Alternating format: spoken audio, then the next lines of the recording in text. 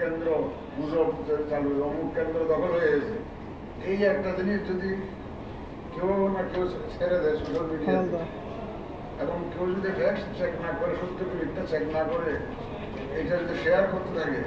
তখন এগুলো একটা এই ধরনের একটা গুজব থেকে কিন্তু একটা বিশাল ঘটনার সৃষ্টি হতে পারে। তো আমরা আপনাদেরকে অনুরোধ করবো যে আপনারা দয়া করে,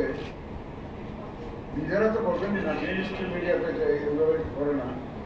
সোশ্যাল মিডিয়াতে যদি কেউ আর্টিফিশিয়াল ইন্টেলিজেন্স ইউজ করে,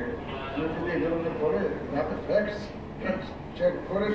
তারপরে শেয়ার করে, এই প্রচারণাটা আপনারা আমাদের পক্ষ ইয়ে করবেন। এবং বলবেন যে আপনারা কোনো ধরনের কোনো বিদর্শন, কোনো ধরনের কোনো ঘটনা যদি দুর্ঘটনা যদি শুনেন, নেতিবাচক কোনো ঘটনা যদি শুনেন, দয়া করে একটু চেক করবেন, ঘটনাটা তুলে নেন, চেক করার পরে তারপর আপনি শেয়ার করেন। আর না চেক করে সাথে সাথে শেয়ার করে দেওয়াটা, আর যদি কোনো ব্যক্তির বিরুদ্ধে যদি হয়, আমরা এটা তো আইন করেছি, আমরা আজকে নিয়ে এনেছি, ওখানে এটা আমরা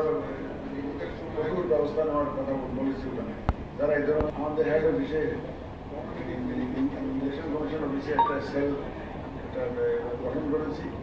এখানে বিদেশি এক্সপার্টরাও কাজ করছে, যে এখানে এই যে মিস ইনফরমেশন অ্যান্ড ডিসইনফরমেশন, অপতথ্য যেটা, অপতথ্য যেটা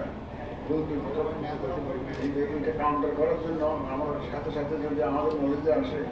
আমরা এটা কাউন্টার কীভাবে করবো, আমরা সঠিক তথ্যটা মানুষকে জানানোর জন্য আমরা সেল করেছি। আপনারা যাতে ইলেকশনের সময় দ্রুত আমাদের সেলের সাথে যোগাযোগ করে, ঢাকার মিডিয়া সেলের সাথে যোগাযোগ করে আসল তথ্যটা পেয়ে যাবে।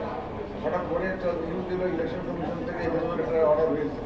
এটা সত্য কি মিথ্যা আপনারা ইমিডিয়েটলি জানতে পারবেন। সেই জন্য একটা সেকেন্ড নিয়ে একটা